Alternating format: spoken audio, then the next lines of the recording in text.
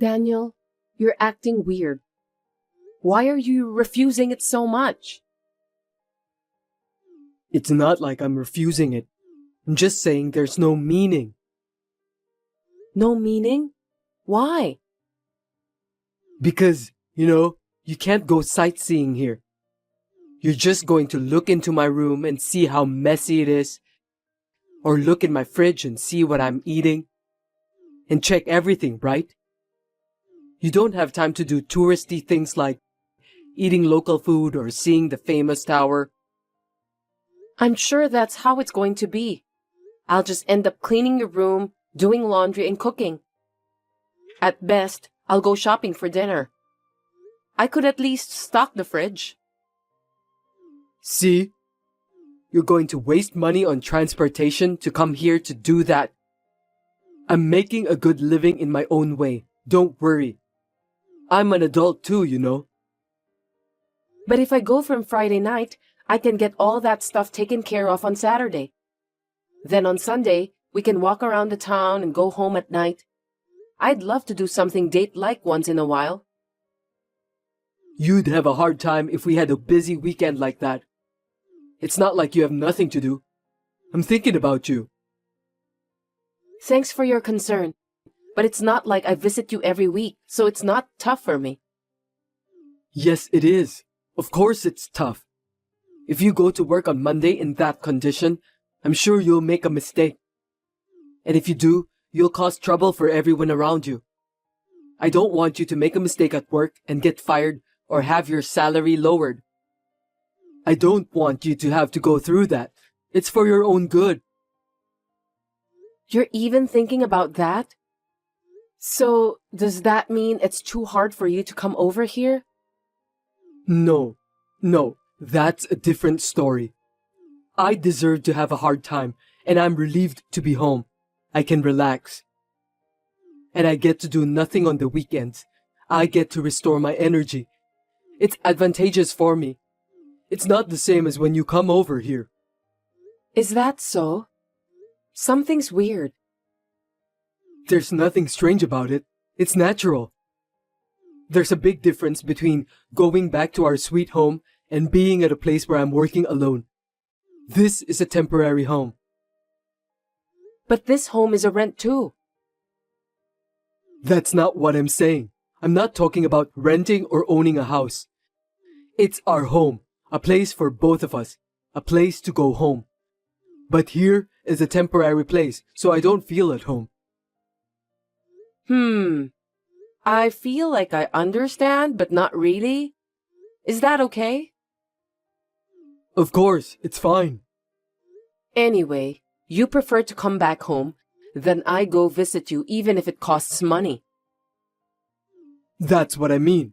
Besides, I heard from my colleague that if we work far from home and when we want to go back to our home, the transportation fee will be deductible as long as we file a tax return. So it's definitely a better deal, right? I didn't know that. Well then, it's better for you to come back. I mean, if you had said that from the beginning, I would have been convinced right away. Why have you been telling me all those weird logic or reason? I thought you knew too. It's not weird at all to me. Well, I don't know, but I get it. What's that? Which is it? I don't understand you. I don't know what you're thinking, but I understand that it's not strange to you. I don't understand completely, but if you insist, I won't ask you anymore. I'm glad you understand. This is definitely the best way. I've told you many times that I'd visit you, but every time you always have some weird reason or logic and refuse me. I've been a little worried about it. I wondered why you were so reluctant. Isn't that kind of weird? I was actually a little worried that you might have a girlfriend there. If you have a reason for wanting to use your deductible for transportation, that makes sense. You should have told me earlier. Wait a minute. You suspected me of cheating on you? That's stupid. There's no way I would do something like that. Right. You were thinking about the family. I'm sorry I suspected you for even a second. There's no need to apologize. If you understand, that's fine. Don't worry about that kind of thing anymore. Yeah, I love you so much. I can't wait to see you. I'm looking forward to seeing you when you get back. Me too. Well, good night. Now one problem is solved, but another one came up. Before Daniel went off to work away from home, we were considering buying an apartment. But since he left, we haven't talked about it at all. I wanted to discuss what we should do, so I asked him about it, but it turned into a fight.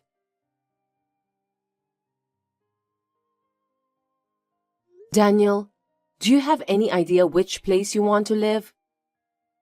I'm asking this because I wanted to get ready to buy an apartment. I wanted to decide on our place to live. That's not something you should be asking me when I'm working away from home. Why do you always get so ahead of yourself? Why don't we look for a place together when I get back? But then I'll have to wait for another year until you finish your work there. I'm not even allowed to talk about it. You could at least tell me where you want to live. I didn't say like that. This assignment was originally supposed to be for 3 years.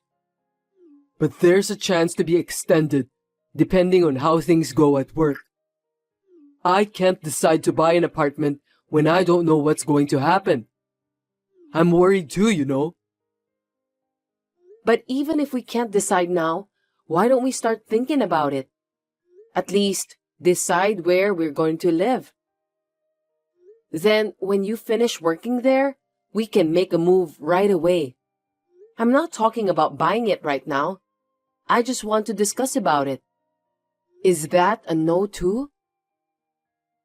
No, I don't know when I finish. You don't know what the real estate status will be at that time. There is a possibility that land price in the city you want to live in might go up drastically. That's a waste of money. If that's the case, it's better not to make such a decision in the first place. First of all, we have to think about whether it's better to rent or own a house. Wait, what do you mean? Before you left, you said you wanted an apartment too, right? Did you change your mind? It's going to be our property. It's not like I changed my mind. I mean, I'm put off by your enthusiasm for buying an apartment. I was thinking that we don't have to rush. Why do you say that? Because if we are thinking of buying an apartment, we don't necessarily have to get it. At the very least, we need to gather information and save up some money. I think it's too late to start when you suddenly want it. We need a plan when we think about the finance, right? You know what?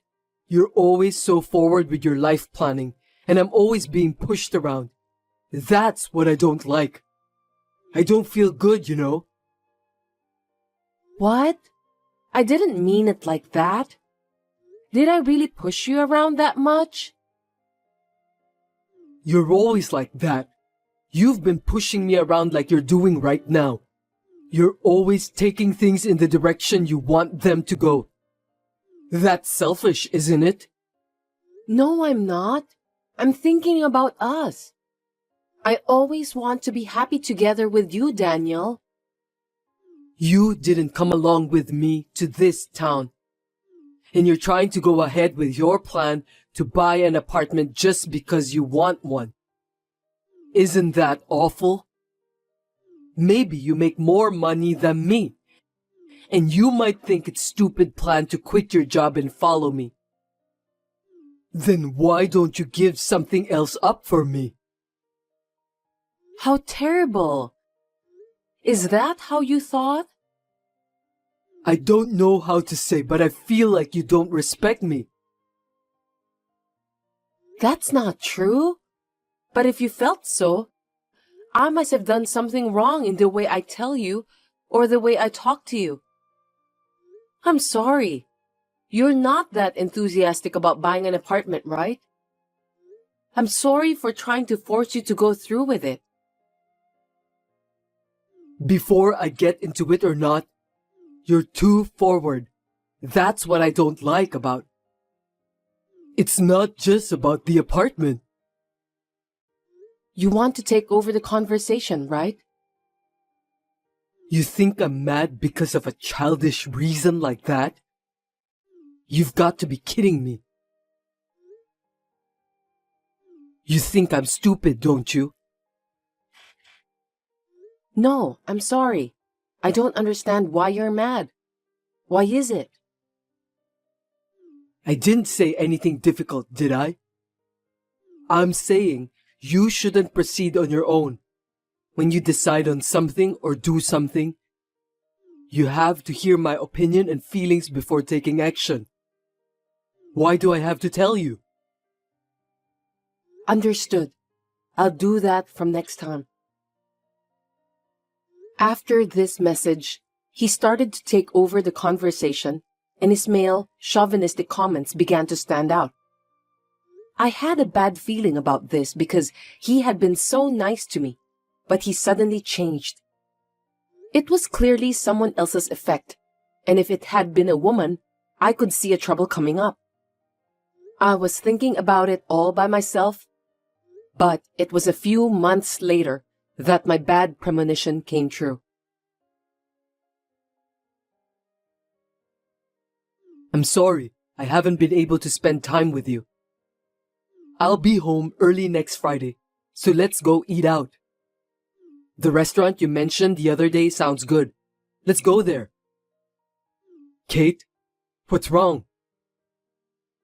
Nothing. You just sent to the wrong person. What's going on? No, it's not what you think. Don't get it wrong. She's my colleague at work, Kate. We were planning to go out for dinner since it was a tough week. There's nothing personal. Will you understand? But last time, you said that your colleague are all men. It's different from what you said. Besides, would you say, I can be home early when you ask a woman out to dinner? You know, you only notice what I don't want you to notice. Stop using your annoying skills. I told you not to worry. You were cheating on me. That's why you didn't want me there. So that's what was happening. Now it all makes sense. Yeah, you're right. Bingo. I was cheating on you. I'm working my ass off too. Is there a problem? Unlike you, Kate is a super nice girl who stands up for me. She's not selfish. She puts me first in everything she does. She listens to me when I tell her how hard I'm working. Unlike you, she's not condescending. She cooks and takes care of the house. When have I ever been condescending? I never say something like that. I mean, when did I say? I can tell by your attitude. The attitude. I work too, but I'm doing all this housework-ish attitude. You should notice that. That's not true. It's not right for you to say that. When I came home tired, I often didn't cook, did I?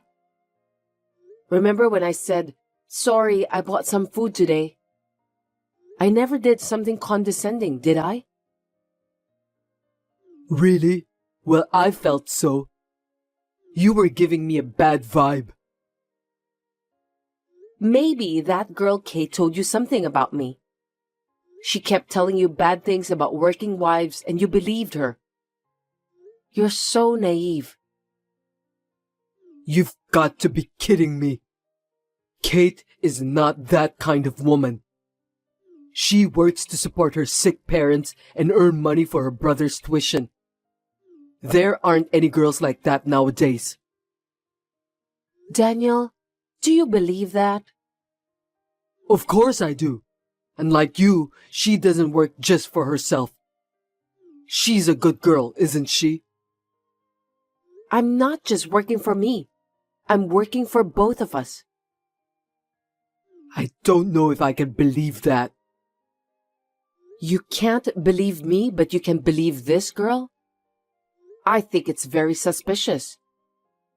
But I did my best to save up the down payment for our future apartment. You didn't put any money in our shared savings account, though. I never once urged you to save money either, did I? I have put in at least $2,000 in savings. Are you making fun of me? That's enough. I can't talk to you. I hate your attitude, so it's only natural that I cheat on you. We're getting divorced. I'll take half of your property, $150,000.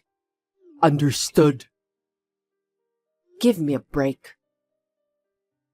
The next week, I received a response regarding the divorce, so I turned it in. It all happened so suddenly. I didn't really feel the end, but being mentioned by my parents and friends, I could finally feel the sadness and loss. I moved out of my room and went to live near my work. One day, I received a message from Daniel.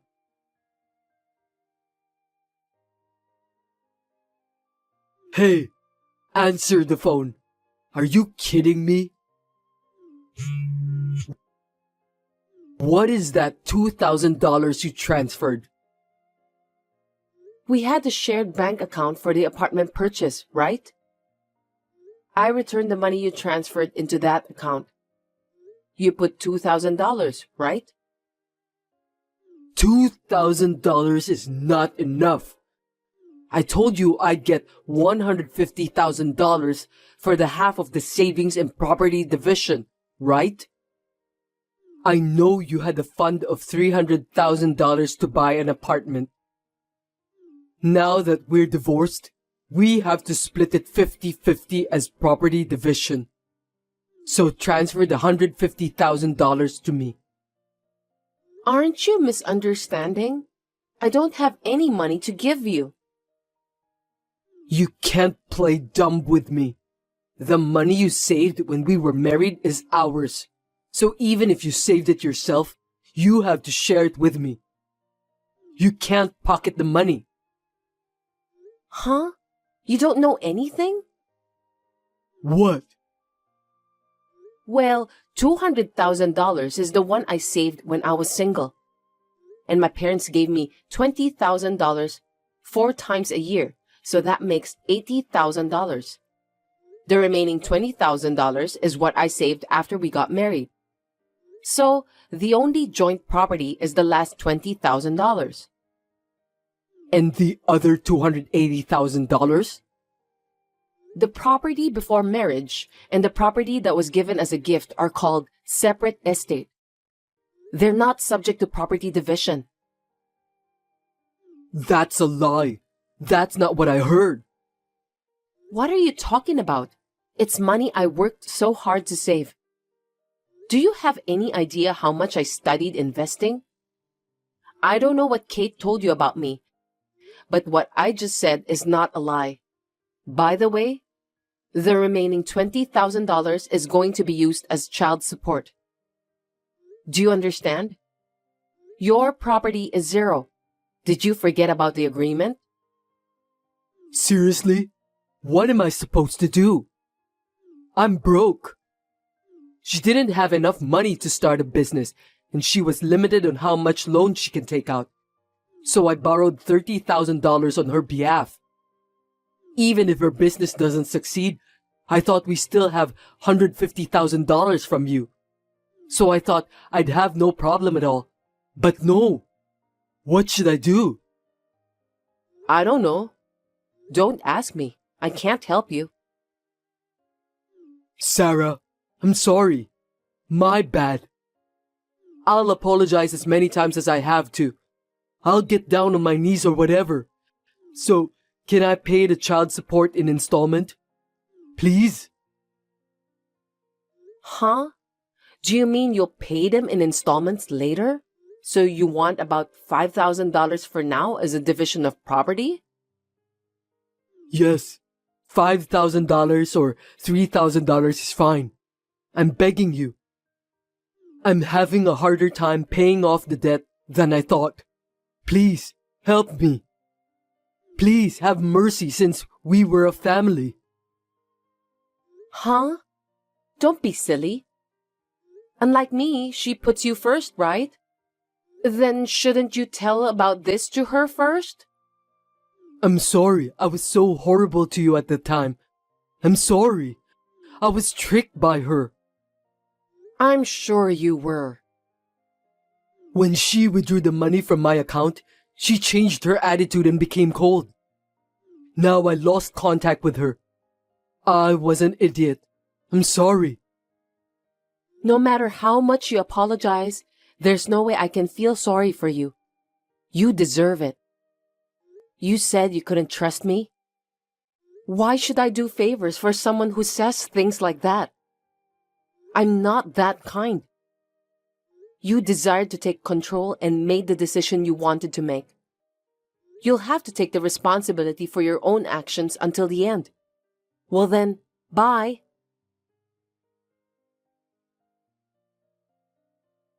According to the story from his colleague, Daniel was too busy paying off his debts, so he gambled to get a lot of money. It was never going to work out, but as a result of further debts, I assume he had no choice. He quit his job and disappeared. He got what he deserved. On the other hand, I was dating a man who was introduced by my friend, and he proposed to me. We are having a fun time talking about marriage preparations and buying an apartment.